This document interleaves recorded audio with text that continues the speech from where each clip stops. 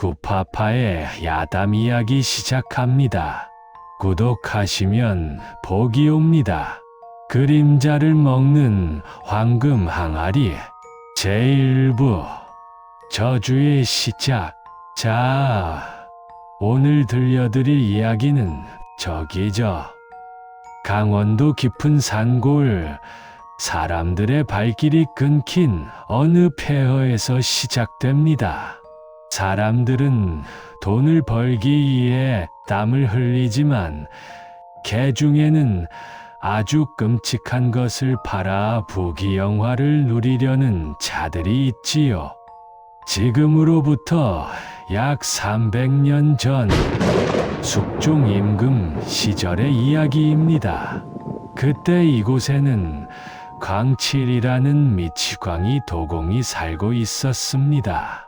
광칠은 도자기를 빚는 솜씨 하나는 조선 팔도 제일이라 자부했으나 그의 욕심은 끝이 없었습니다. 단순히 예쁜 도자기가 아니라 스스로 빛을 내는 소위 도깨비 항아리를 만들어 천하의 거상이 되고 싶어 했지요. 하지만 흙과 불만으로는 그런 영물을 만들 수 없는 법.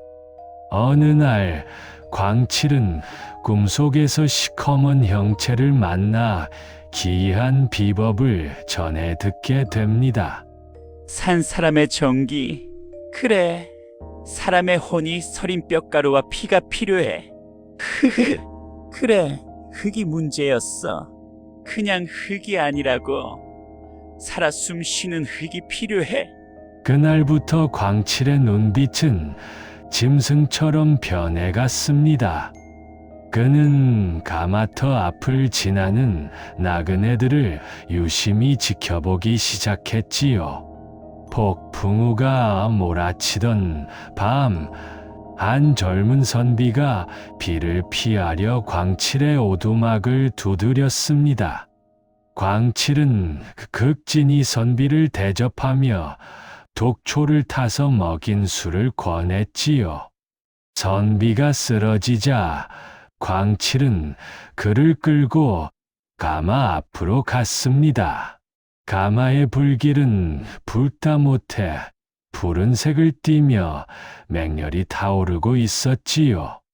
광칠은 선비의 보침 속에 있던 엽전과 몸에 지닌 폐물을 모두 가마 아궁이에 던져 넣고 마지막으로 정신을 잃은 선비를 향해 속삭였습니다. 자네는 죽는 게 아니야. 내 항아리가 되어 천년만년 사는 게지. 고맙네. 정말 고마워. 크하. 이윽고 가마 문이 열리자 세상 어디에서도 본 적 없는 기묘한 항아리가 모습을 드러냈습니다. 검은 오칠을 한 듯 어두웠으나 달빛을 받으면 핏빛처럼 붉게 빛나는 요물이었지요. 광칠은 너무나 기쁜 나머지 덩실덩실 춤을 추며 항아리를 안았습니다. 그런데 그때였습니다. 달빛이 항아리를 비추자 바닥에 있던 광칠의 그림자가 뱀처럼 스르르 기어가더니 항아리 주둥이 속으로 쏙 빨려 들어가는 게 아니겠습니까? 광칠이 놀라 뒷걸음질 쳤지만 이미 그의 발밑에는 그림자가 없었습니다. 그 순간 광칠의 몸이 마치 촛농처럼 녹아내리기 시작했습니다. 으아, 내 몸이. 내 손이 왜 이래? 뜨겁게 살려줘.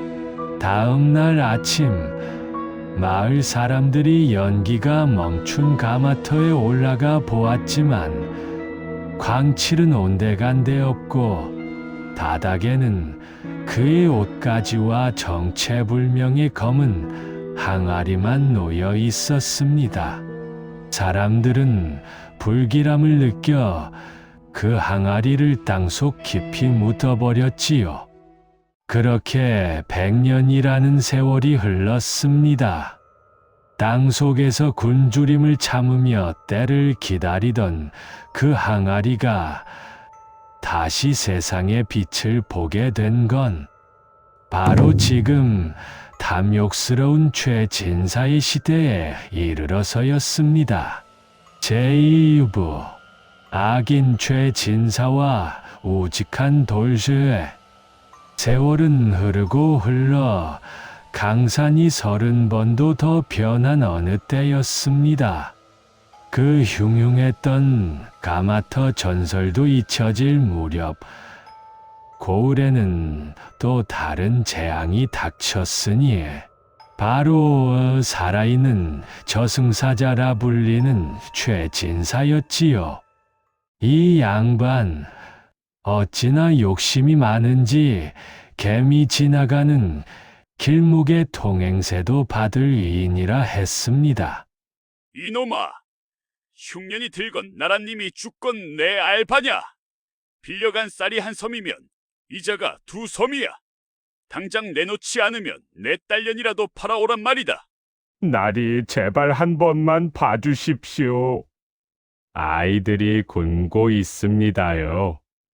마을 사람들의 원성이 하늘을 찔렀지만 최진사의 귀에는 그저 배부른 노랫소리로 들릴 뿐이었습니다.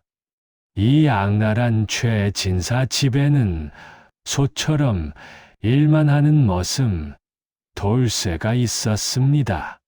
돌쇠는 힘이 장사였지만 경근 오러머니를 모시느라 최진사의 모진 구박을 다 견디며 살고 있었지요.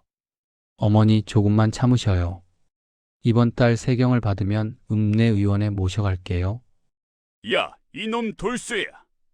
밥 처먹었으면 밥값을 해야지. 어디 처박혀 있는 게야. 오늘 뒷산 박하라 놓으라 하지 않았느냐? 하지만 최진사는 돌쇠 어머니 약값은커녕 밥값이라며 품삯을 떼먹기 일쑤였습니다. 돌쇠의 속은 새까맣게 타들어가고 있었지요. 그러던 어느 여름날 며칠 밤낮으로 장대비가 쏟아졌습니다. 최진사는 자기네 조상묘가 떠내려갈까 걱정되어 돌쇠를 앞세우고 억지로 뒷산에 올랐습니다. 아이고 젠장 맞을 비. 돌쇠야, 저기 흙 무너진데 좀 봐라. 내 땅 한 뼘이라도 쓸려갔으면 내 놈이 다 물어내야 할 줄 알아라. 그런데 산사태로 깎여 나간 흙더미 사이로 뭔가 거무튀튀한 것이 삐쭉 솟아나 있었습니다. 300년 전 마을 사람들이 공포에 질려 묻어버렸던 바로 그 도공광칠의 항아리였지요. 응! 저게 뭐야? 흙 속에 웬 항아리냐? 때깔이 번질번질한 게 예사 물건이 아니로구나. 돌쇠는 항아리를 보자마자 등골이 오싹해졌습니다.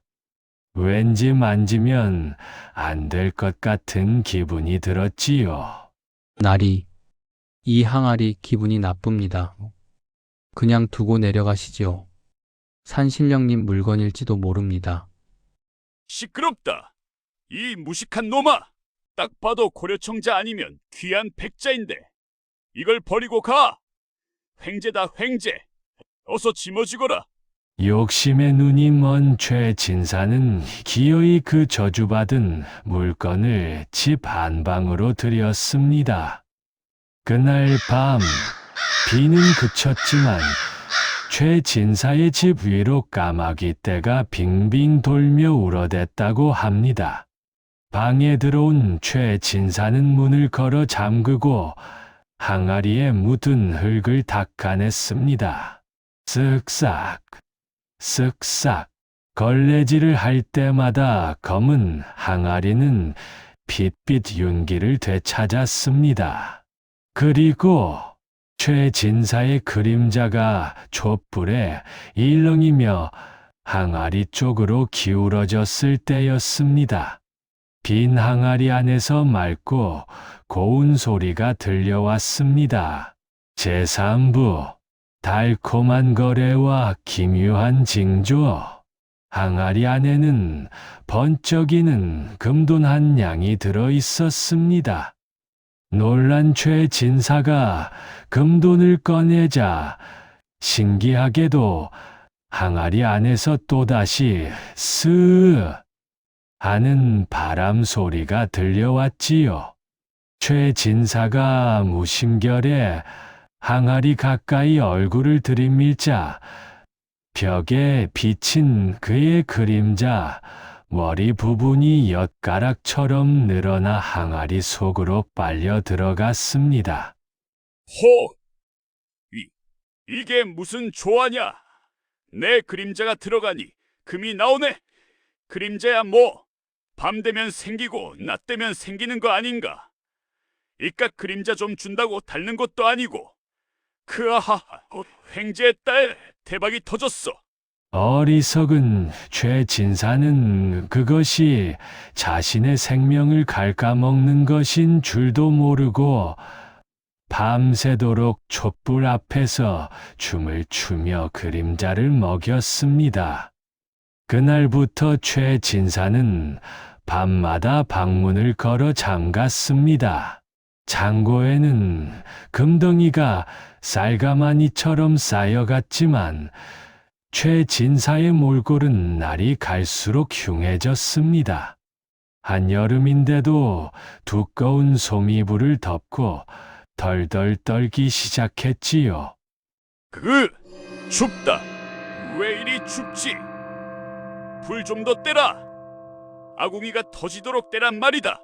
더 기이한 것은 냄새였습니다.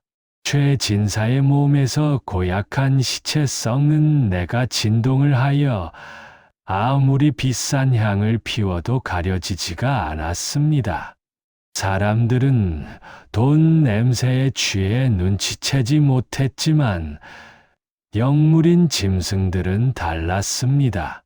최진사가 마당에 나서기만 하면 키우던 사냥개들이 꼬리를 사타구니에 감추고 오줌을 지리며 도망쳤습니다.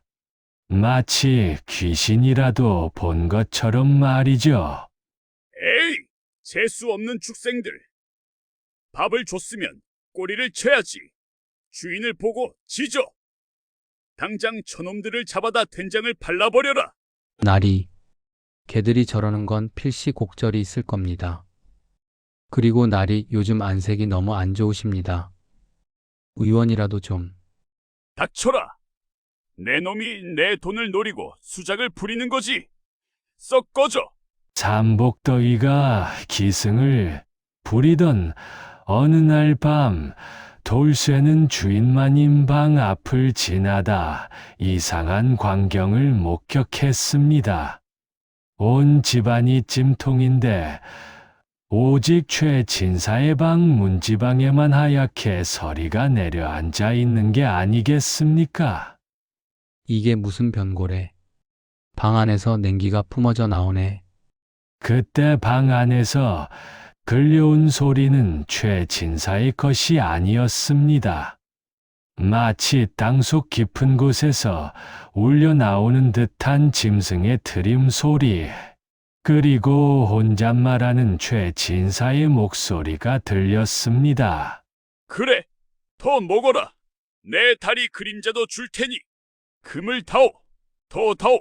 제4부 용한 무당과 가짜 퇴아.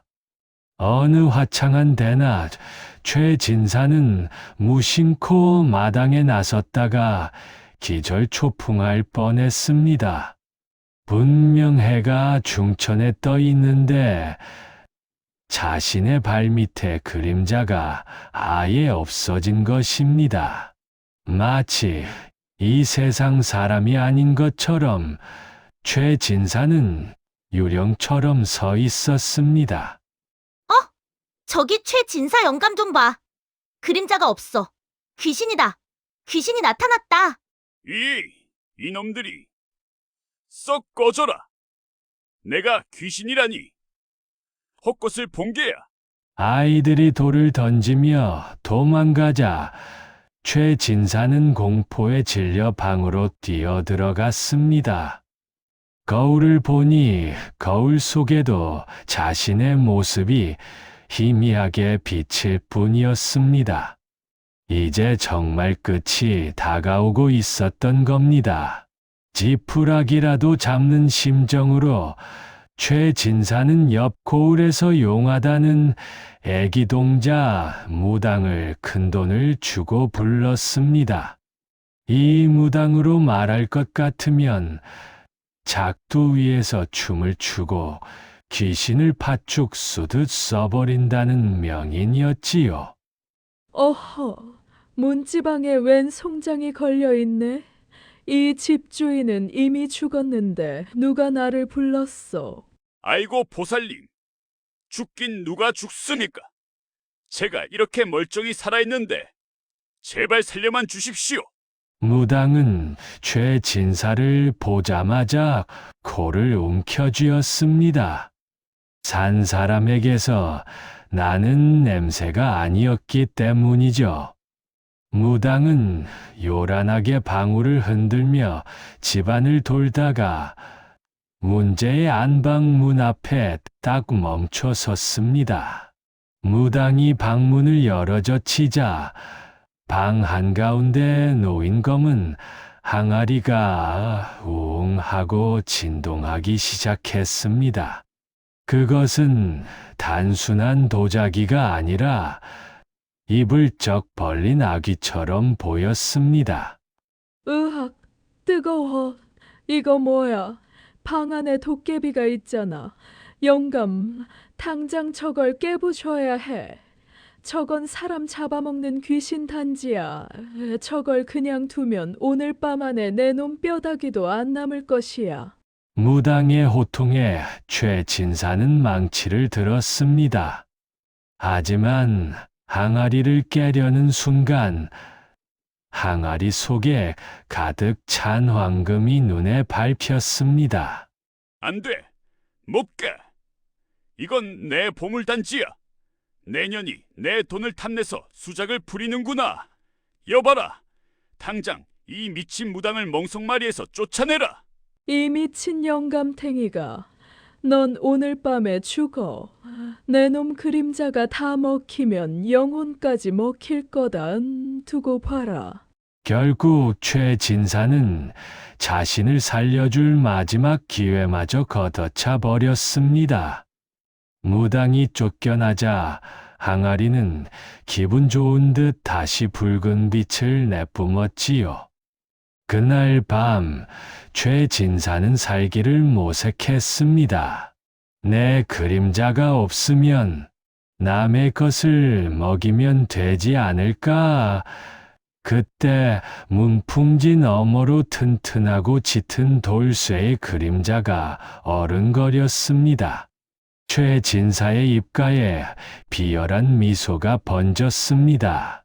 그래. 돌쇠야. 너는 젊고 튼튼하니 그림자 좀 없어도 살겠지. 오늘 밤 술상을 거하게 봐줄 테니 내 방으로 오너라. 흐흐. 제오부완결, 최후의 만찬과 인과응보. 그날 밤 최 진사는 돌쇠를 안방으로 불렀습니다. 평소에는 찬밥 한 덩이도 아까워하던 양반이 달백숙에 귀한 청주까지 내놓으니 돌쇠는 어안이 벙벙했지요. 자, 돌쇠야. 그동안 내가 너한테 너무 박하게 굴었지. 내 오늘부로 내 품삯도 다 쳐주고 내 어미 약값도 줄 테니 어서 이 술 한 잔 바꿔라. 돌쇠 날이 갑자기 이러시니 무섭습니다. 무슨 꿍꿍이가 있으신 건 아니지요? 아니라니까. 사람이 죽을 때가 되면 변한다더니. 아니, 철이 들어서 그런다. 어서 마셔. 돌쇠는 의심스러웠지만 배가 너무 고팠던 터라 허겁지겁 닭다리를 뜯고 술을 마셨습니다. 하지만 그 술에는 최 진사가 미리 타놓은 강력한 수면제가 들어 있었지요. 돌쇠가 깊은 잠에 빠지자 최 진사의 눈빛이 늑대처럼 번뜩였습니다. 그는 숨겨뒀던 항아리를 꺼내 돌쇠의 머리맡에 놓았습니다. 흐흐, 돌쇠야, 미안해하지 마라. 너는 젊으니까 그림자 좀 잃어도 금방 회복할 거야. 이 영감탱이가 좀 살아야 하지 않겠느냐? 최 진사가 촛불 위치를 조절하자 돌쇠에 짚고 건강한 그림자가 항아리 입구 쪽으로 깊게 늘어졌습니다. 항아리는 마치 맛있는 먹이를 본 맹수처럼 검은 입을 쩍 벌리고 그림자를 빨아들이기 시작했습니다. 그런데 바로 그때였습니다. 돌쇠의 품에서 잘그랑 하고 무언가가 떨어졌으니 바로 돌아가신 돌쇠의 어머니가 남겨준 낡은 은비녀였습니다. 평생 아들 걱정만 하던 어미의 혼이 담겨서일까요? 은비녀에서 눈부신 하얀 빛이 뿜어져 나오더니 항아리의 검은 연기를 회 하고 쳐냈습니다. 으악! 이게 뭐야? 눈부셔! 안 돼! 안 돼! 그림자가 들어가야 해! 항아리는 먹이를 눈앞에서 놓치자 미친 듯이 날뛰었습니다. 그리고 더 이상 참을 수 없다는 듯 처음으로 사람의 말을 뱉어냈습니다.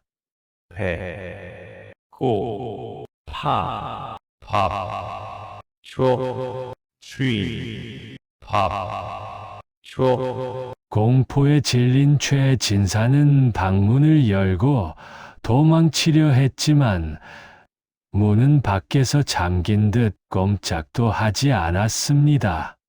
항아리에서 뻗어나온 검은 손들이 그림자가 없는 최 진사의 발목을 휘감았습니다. 살려줘! 내 돈 다 줄게! 금도 다 가져가! 제발 나 좀 놔줘! 으악!